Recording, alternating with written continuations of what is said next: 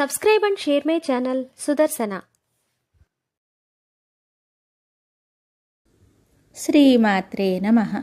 శ్రీ గురుభ్యో నమః. శ్రీమద్దేవి భాగవతము 7వ స్కందము. దేవి హిమవంతునకు జ్ఞానోపదేశము చేయుట. బ్రహ్మస్వరూప వర్ణన. ఆ దేవి ప్రకాశితురాలైన తరువాత ఆ వెలుగుతో సకలము దేదీప్యమానంగా ఉంటుంది. ఆ ప్రకాశము చేతనే సకల జగత్తు వెలుగొందుతుంది. అమృత స్వరూపుడగు ఆ బ్రహ్మయే ముందును వెనుకను కుడి ఎడమల ఆ స్వామే ఉంటాడు. ఆయన ఏ క్రింద పైన వ్యాపించి ఉంటాడు. ఇతడే సకల విశ్వమునకు సర్వశ్రేష్ఠుడగు బ్రహ్మ. శ్రేష్ఠులైన పురుషులు ఇట్టి అనుభవాన్ని కలిగి ఉంటారు. అట్టివారే కృతార్థులు. బ్రహ్మను పొందిన పురుషులు నిత్యము ప్రసన్నకరమైన అంతఃకరణంతో ఉంటారు. వారి దేనికి శోకించరు, ఏ విషయాన్ని కూడా కోరరు. పర్వతరాజా, ఇతరులతోనే భయం కలుగుతూ ఉంటుంది. ద్వైతభావం లేనిచో భయం ఉండదు.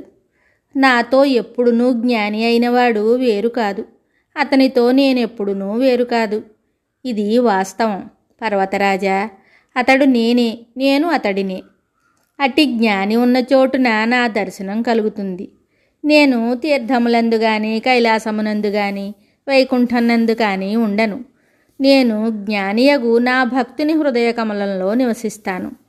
జ్ఞానపరాయణుడగు నా భక్తుని పూజించిన వానికి నన్ను పూజించిన దానికంటే 1,000,000 రెట్లు అధిక ఫలం లభిస్తుంది.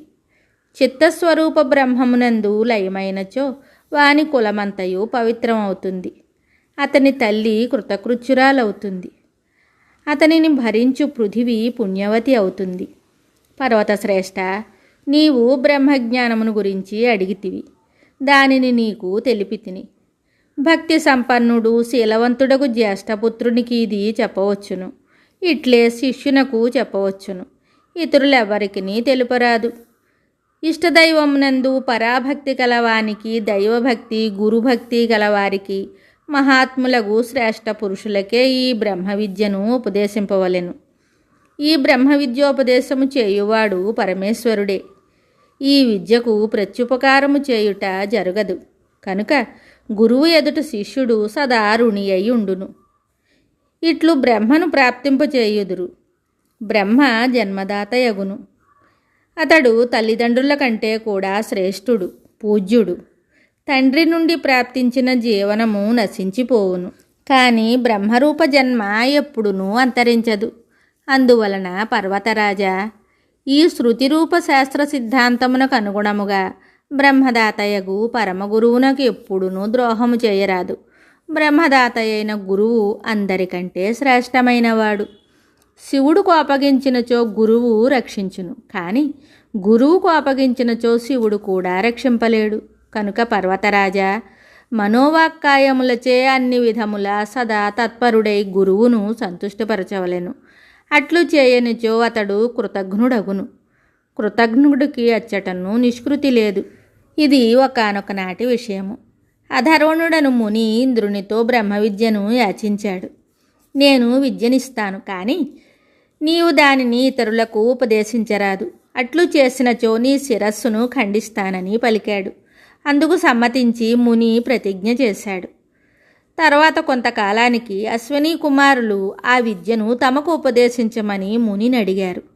అట్లు చేసినచో ఇంద్రుడు తన శిరస్సును ఖండిస్తాడని ముని పలికాడు. ఇంద్రుడు శిరస్సును త్రుంచినచో మేము దానిని మరలా జోడిస్తామని అశ్విని కుమారులు చెప్పారు. అప్పుడు ముని వారికి విద్యను ప్రసాదించాడు. ఇంద్రుడు ముని శిరస్సును ఖండించాడు. తరువాత దేవవైద్యులకు అశ్విని కుమారులు ముని శిరస్సు ఖండింపబడి ఉండటం చూసి మరలా దానిని జోడించి మునిని పునరుజ్జీవితుని చేశారు.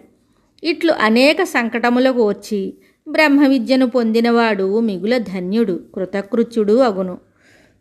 శుభం.